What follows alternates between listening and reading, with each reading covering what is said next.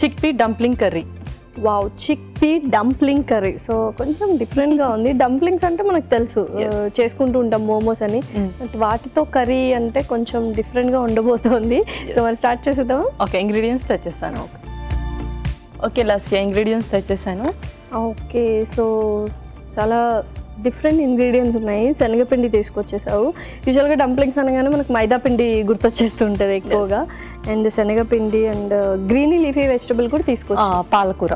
Okay, super. అంటే mixture stuffing and దానికోసం అనమాట. సూపర్గా ఉన్నాయి. అండ్ క్యాప్సికమ్స్ అయితే ఇంకా టేస్టీగా సూపర్గా ఉంటాయి. సాస్ ఓకే, బ్యూటిఫుల్గా ఉన్నాయి. అన్నీ చైనీస్ స్టైల్లో చేస్తున్నట్టు అనిపిస్తుంది. స్టార్ట్ చేసేద్దామా? ఓకే, సో ఫస్ట్ మనం డంప్లింగ్ స్టీమ్ చేసుకోవాలి కాబట్టి అప్పట్లోగా మనం కొంచెం వాటర్ పెట్టేసుకొని వేడి చేసుకుందాం. ఓకే,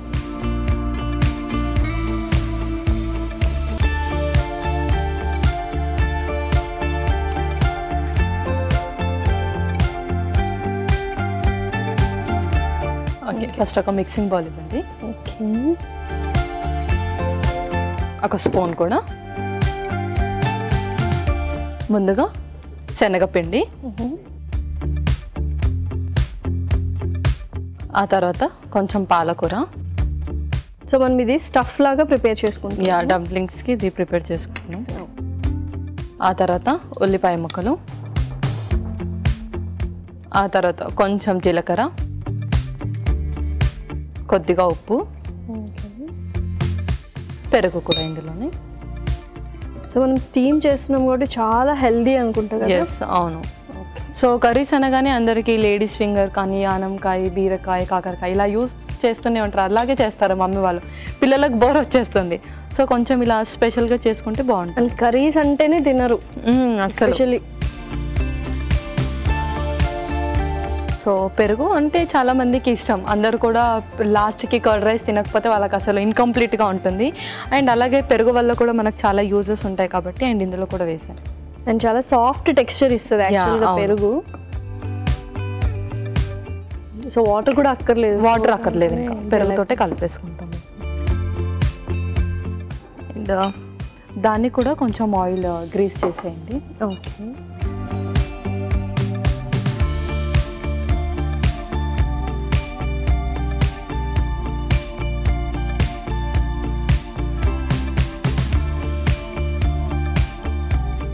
ఓకే, ఓకే, సో మనకు పర్ఫెక్ట్ కన్సిస్టెన్సీ అయితే వచ్చేసింది.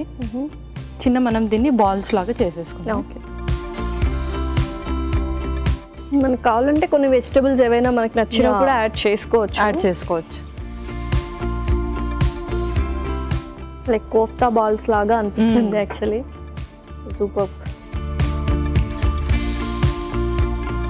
సో కొంచెం ఎక్కువ క్వాంటిటీ తీసుకున్నా పర్లేదు యాక్చువల్గా. ఇది చాలా హెల్దీగా చేస్తున్నాం, స్టీమ్ చేస్తున్నాం కాబట్టి.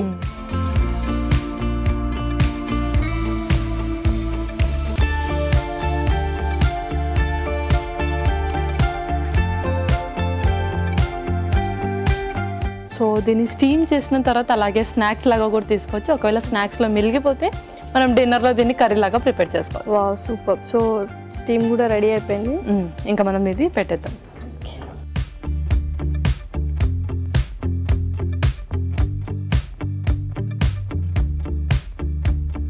ఓకే, సో అది అలా స్టీమ్ అవుతూ ఉంటుంది. సో నెక్స్ట్ ప్రాసెస్ ఏంటి?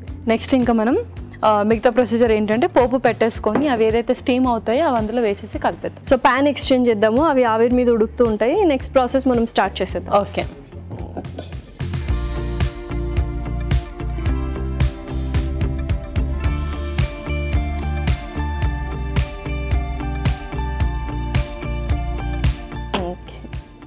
Okay, yes. ఇంకొక స్పూన్. ముందుగా కొంచెం ఆయిల్, ముందుగా ఆవాలు,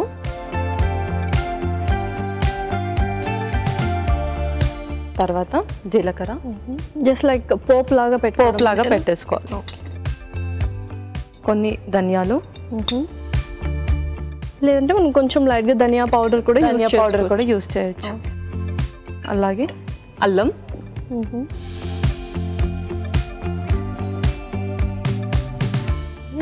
నెక్స్ట్ టమాటో ముక్కలు,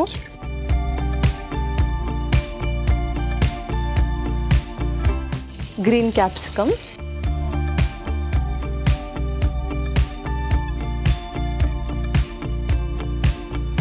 సో ఇది జస్ట్ గ్రేవీ టైప్లో వస్తే సరిపోతుంది. అవును. అండ్ శనగపిండి కదా, సో కొంతమందికి డైజెషన్ ఇష్యూస్ ఉంటాయి. సో మనం ఇది వాడాం కాబట్టి ఏ టైంలో యూస్ చేస్తే బెటర్, అంటే ఏ టైంలో తింటే బెటర్? సో శనగపిండికి మనం బ్యాలెన్స్ చేయడానికి ఇందులో పెరుగు కూడా యూస్ చేస్తాం. సో అది డైజెషన్ ప్రాబ్లమ్ని క్రియేట్ చేసిన పెరుగు వల్ల మనకు గర్డ్ రిలేటెడ్ ఇష్యూస్ కానీ డైజెషన్ ఏది ఉండదు. సో ఆల్మోస్ట్ ఏ టైంలో అయినా తీసుకోవచ్చు, బట్ ఎక్కువగా ఎవరికైతే డైజెషన్ ఇష్యూస్ ఉంటాయో వాళ్ళు నైట్ అవాయిడ్ చేయడం బెటర్. ఓకే. సో యూజువల్గా డిన్నర్ కానీ స్నాక్స్ నువ్వు చెప్పినట్టు స్నాక్ లాగా తీసుకున్నా సరిపోతుంది. ఓకే, నెక్స్ట్ ఆ తర్వాత కొంచెం గరం మసాలా. సో మనం కొంచెం గరం మసాలా ఎక్కువ కూడా వేసుకోవచ్చు, అంటే ఎక్కువ పౌడర్స్ ఏం వేసుకోవట్లేదు కాబట్టి. అందులో ఆల్రెడీ మనం ఉప్పు వేసాం, ఇందులో కూడా కొంచెం ఉప్పు వేసాం లైట్గా.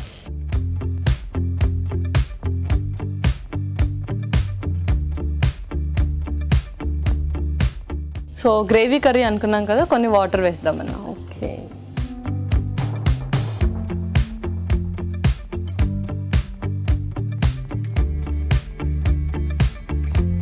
సో అలా లైట్గా మూత పెట్టేద్దాం. సో ఒకసారి చూసేద్దాం మరి. ఓకే, చూసేద్దాం. సో మనకు కావాల్సిన కన్సిస్టెన్సీ గ్రేవీ లాగా కూడా వచ్చేసింది. సో నెక్స్ట్ ఏంటి? నెక్స్ట్ అందులో మనం టమాటో సాస్ వేద్దాం.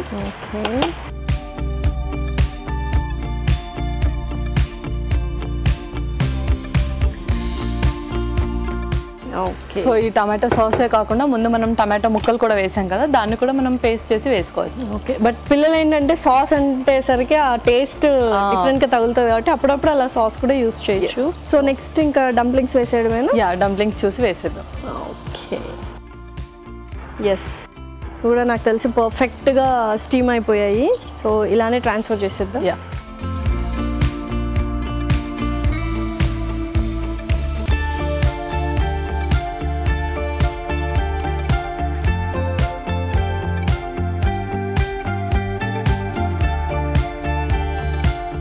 ఇంకా మనం సర్వ్ చేసేసుకుందాం.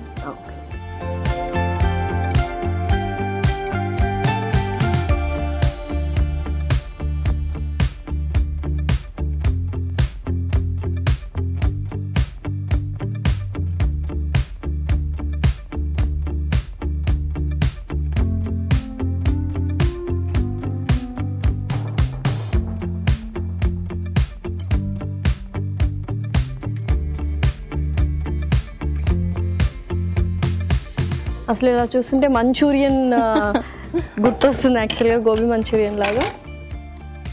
Okay. Lasya chickpea dumplings curry ready అయిపోయింది. యమ్మీ యమ్మీ.